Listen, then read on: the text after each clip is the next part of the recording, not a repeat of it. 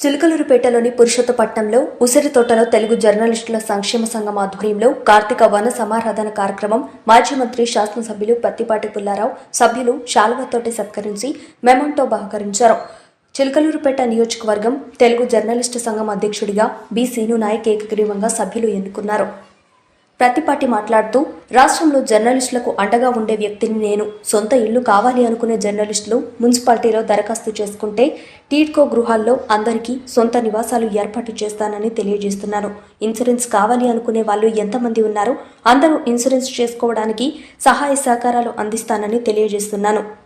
తెలుగు జర్నలిస్టుల సంక్షేమ సంఘం కార్తీక వన సమారాధన కార్యక్రమంలో జర్నలిస్టుల కుటుంబ సభ్యులు అందరూ పాల్గొని భోజన కార్యక్రమాలు స్వీకరించారు.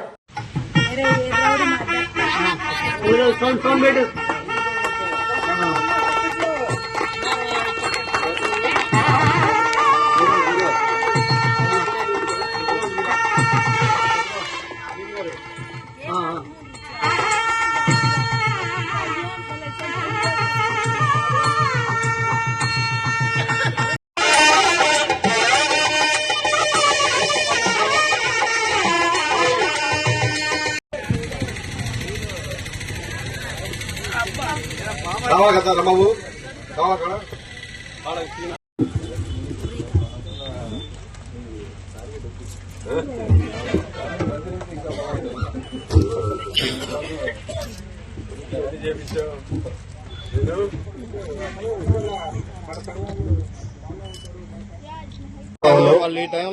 అలాగే మన యూఏ సంబంధించినటువంటి గౌరవ అధ్యక్షులు తొట్లపాటి నగేష్ గారిని, అలాగే మన గౌరవ సలహాదారు అయినటువంటి కోటమూరి నాగేశ్వర గారిని, అలాగే సలికిరి నాగరాజు గారిని,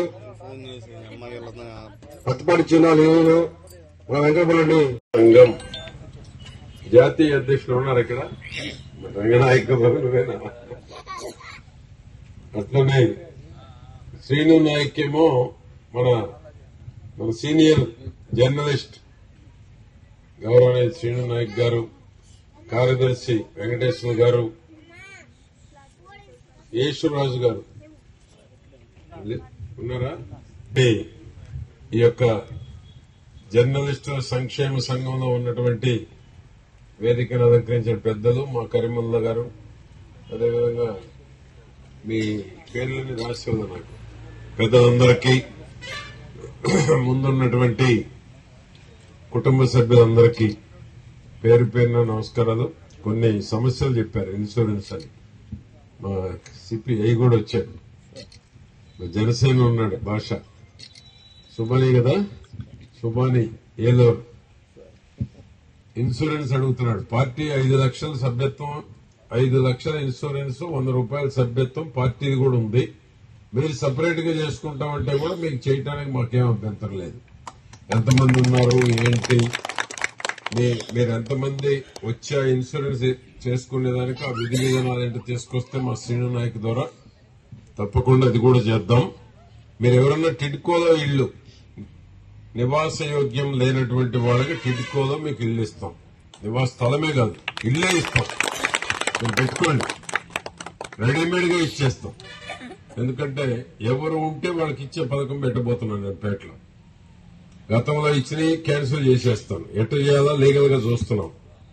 కాబట్టి ఎవరు నివాస గృహప్రవేశం చేస్తారు, సంవత్సరం ఉన్న తర్వాత వాళ్ళకి హక్కులు కూడా ఇస్తాం, వాళ్ళకే ఆ విధంగా చేయబోతున్నాం.